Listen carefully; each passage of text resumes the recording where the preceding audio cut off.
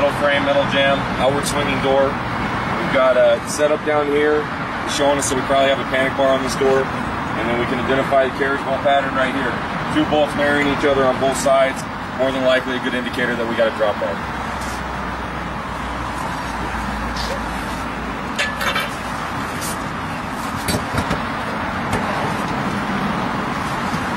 Hit! Hit! Hit!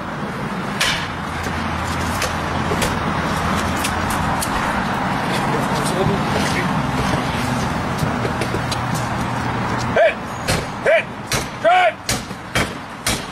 Stop! Hit! Hit! Drive!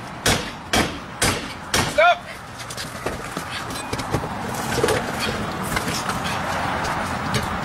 Hit!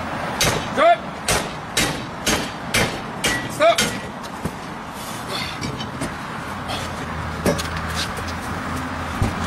Hit! Hit! Drive! Stop!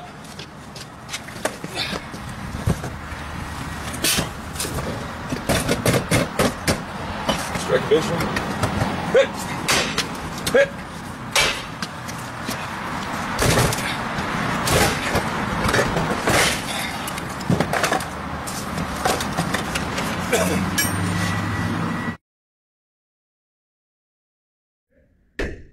We started with conventional forcible entry for a couple reasons. One is so that we can get the Halligan set and pry outwards to see if the drop bar is even in place. If it's not, we easily defeat the panic bar in a matter of 30 or 45 seconds. The other reason is so that we can get a pry on the door and feel what we're going up against and if we have additional locks in place. You can see once we felt that it was in place, we're now attacking the drop bar mount, and we're focusing on the mount that's closest to the lock side. This is important so that you're defeating the side closest to where we'll be primed, so we get the additional leverage passed on to the hinge side mount. As you can see, it's bouncing up and down while we're striking the bolts. Very rarely do these just quickly be driven off the back side. You need to go back and forth, working one bolt and dropping down to the other bolt, and not getting focused in on one single bolt. It's rare that they drive right through the door like you see in videos or on props if you've done it that way before. Once they're mounted on an actual mount, it's difficult to drive them all the way off the door.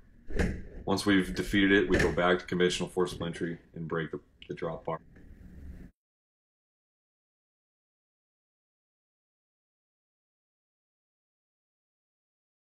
Little outward swinging metal door, metal frame. Still have my obvious panic bar set up over here on the left, and then I have a bolt pattern coming across. We can ignore these bolts from the last evolution. These bolts coming across sometimes will throw people off, making them think that it's panic bars, when in fact it's just mounted a little bit above the panic bar, and rarely do they mount panic bars with these type of carriage bolts. So it's a combination probably of a drop bar and a panic bar. All right. Ready? Hit! Hit! Hit!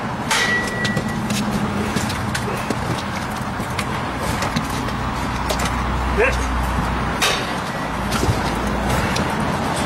Yeah, let's go leave.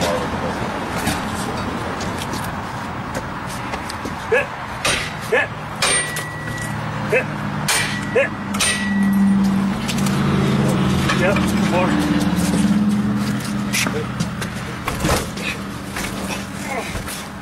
We're done. All right. Hit! Drive! Stop!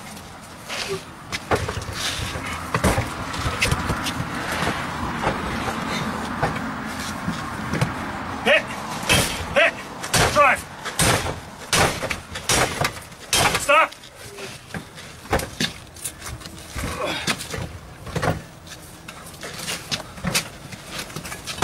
Hit! Hit! Hold on.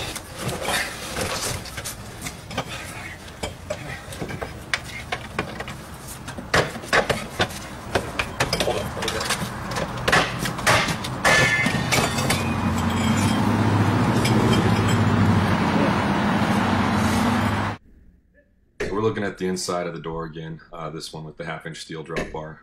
We're starting conventionally, and you can see the adze being set behind the door. If you notice how much flex and give there is in this frame, that's because of the stick frame construction that we're seeing here. You won't see that much flex when you're in brick or concrete type buildings, and you'll actually get more damage transferred into the door. So we're moving up high and going back in conventionally above the drop bar now that we felt it when we were prying outwards. We're just going to give it one more run conventionally and see if we can overcome and bend that steel out of the way. Even though this was 1/2 inch steel, we still bent it out of plumb probably 2 to 3 inches, and could have overcome it in a different situation. Once we feel that it's steadily in place, we go to attacking the mount again. We're on the lock side mount again, which is important, and we go back and forth between both bolts trying to drive the mount off or loosen it up. Again, you'll see this mount didn't fall fully off, which is pretty common, but it did weaken the gap of the door and give us a lot more room to work. As we're driving these bolts through, there are times that the bouncing of that mount might just pop this bar completely out.